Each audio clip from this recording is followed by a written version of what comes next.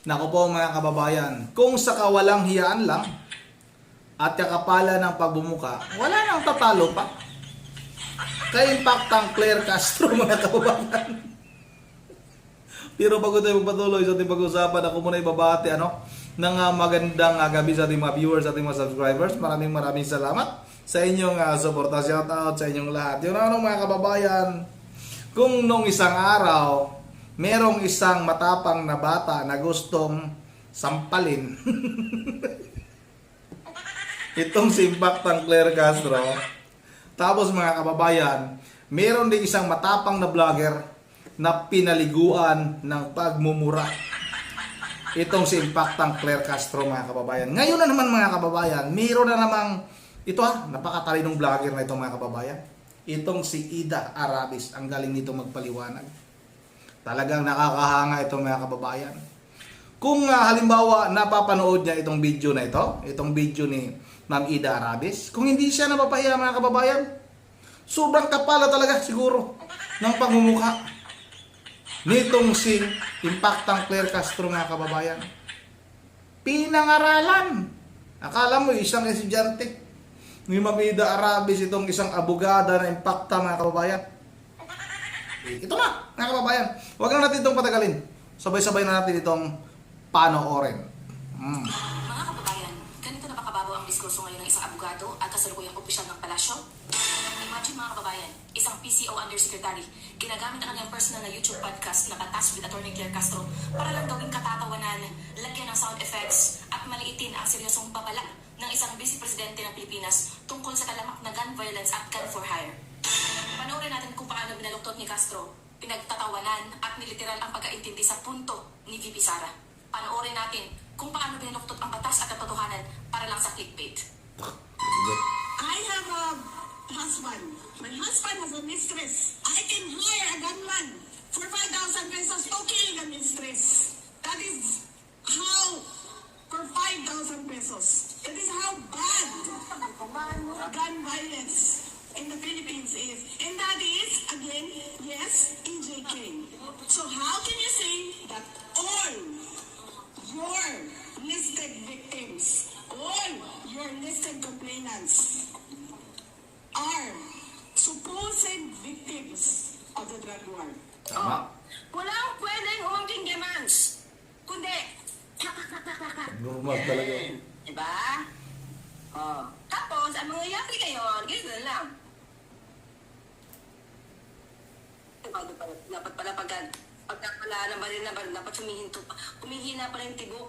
Hanap nga ako ng mga dito, sound effects, mga ka-clear. Oo, yan. So, diba, mangyayari yan, bang. Tapos, ang tibok na po sa Normal talaga. May sayad Let's go straight to the point mga kababayan. Spliced at sadyang inalisan ng konteksto ang ipinapakalat ni Castro sa kanyang vlog. Noong July 29, 2026, nagtanumpati si VP Sara sa The Hague, Netherlands. Ginamit niya ang isang hypothetical scenario, isang paninghaga o halimbawa tungkol sa pag-upa ng gunman sa halagang 5,000 pesos para itumba ang isang mistress. Ang punto sa speech ng Vice Presidente ay hindi niyo pwedeng automatikong i-attribute o isisi sa drug war ang lahat ng listahan ng mga complainants sa International Criminal Court or ICC. Bakit mga kababayan? Dahil sa Pilipinas, laganap ang ordinaryong gun for hire dahil sa bentahan ng illegal na armas. Kahit personal na alitan o away pamilya na uuwi sa patayan sa maliit na halaga dahil napakadaling kumuha ng hitman. Pero, sa podcast ni Claire Castro, pinalabas niya mga kababayan na literal at seryosong banta ito, sabay ginawang katatawanan ang seryosong usapin. Claire Castro, pabansang krisis ang kriminalidad. Hindi yan material para sa sound effects at panggagalaiti sa channel mo. Abogado ka kamo, Castro? Sige. Dumaan tayo sa matitigas na legal arguments para basagin ang panunodyo mo sa iyong vlog.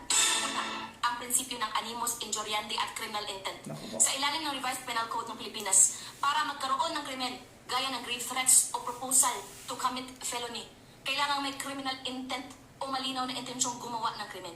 Ang pahayag ni VP Sara ay isang ilustrasyon ng socio-ekonomikong realidad ng bansa.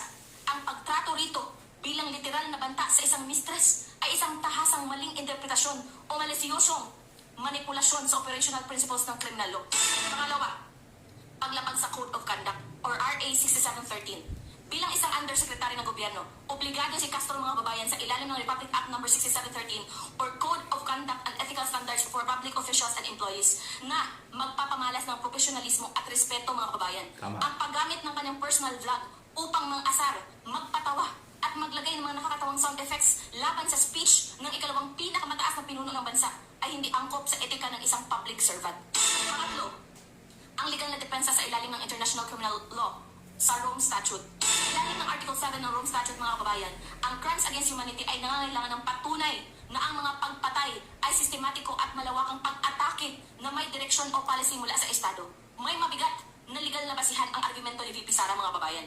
Dahil talamak ang ordinaryong gun for hire na dulot ng mga personal na alitan, hindi pwedeng i-assume na agad na ang bawat patayan ay bahagi ng state policy Tama. na walang masusing ebidensya. Tama. Pero, higit sa batas ng tao mga kababayan, tingnan natin ang mas mataas na antas sa moral at biblical na konteksto mga kababayan.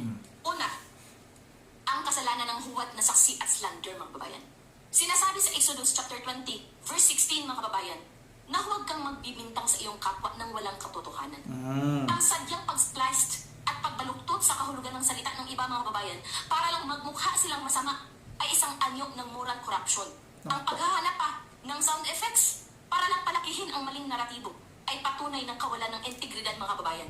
Pangalawa, ang babala sa mga mapang-alipusta, yung mockers in English mga kababayan.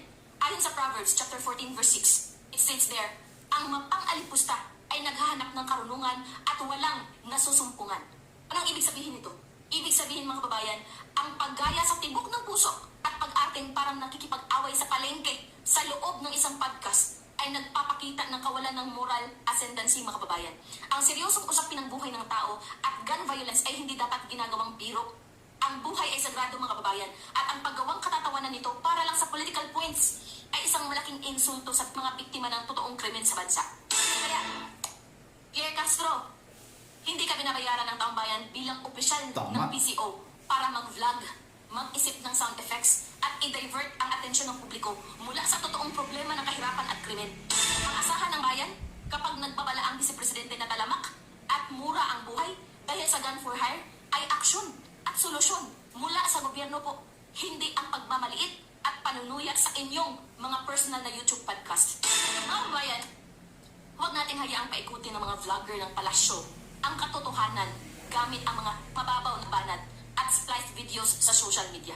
Nararapat ba ang ganitong asan sa isang opisyal ng gobyerno at isang abogado? Kayo na ang sumagot. Ciao. Yun ang mga kababayan, nagmukhang estudyante tuloy ni Ma'am Ida Arabis, itong si Impactang Claire Castro mga kababayan. Pinangaralan, nagmukhang grade 1 mga kababayan.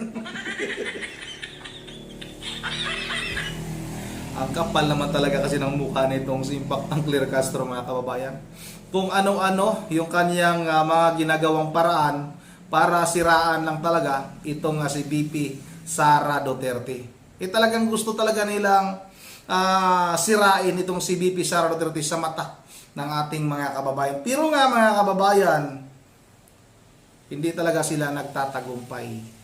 Kahit anong paninira nila kay VP Sara Duterte, umaangat pa rin itong si VP Sara Duterte sa mga survey mga kababayan. Samantalang sila, anong nangyari sa kanila ngayon mga kababayan? Bagsak. Negative 27 mga kababayan. Yun ang dito lang muna At bago tayo magtatapos, gabi na. At bago tayo magtatapos ay mag-shoutout lang muna tayo. Shoutout tayo kay Ma'am Virgie Everhead Diyos ng Apulilan Bulacan. Kay Rude TV, shoutout kay Andres Mejia. Shoutout na rin kay Herman Chansis, kay Sansibar Santiago, kay Rodrigo Beloria. Shoutout na rin kay Ma'am Joyce ng Japan. Shoutout kay Rizal Asaili. Shoutout na rin kay Torres Rigi. Shoutout na rin kay George Nuida. Shoutout na rin kay Ma'am Edisa Barbie. Kay Andres Morales. Shoutout na rin kay Isadral Inugaw. Inugaw, tama. Shoutout na rin kay moderator Team Court. Maraming salamat sa iyo, moderator Team Court. Joseph Bornidiano. Ano to? Bumidiano, Joseph Bumidiano.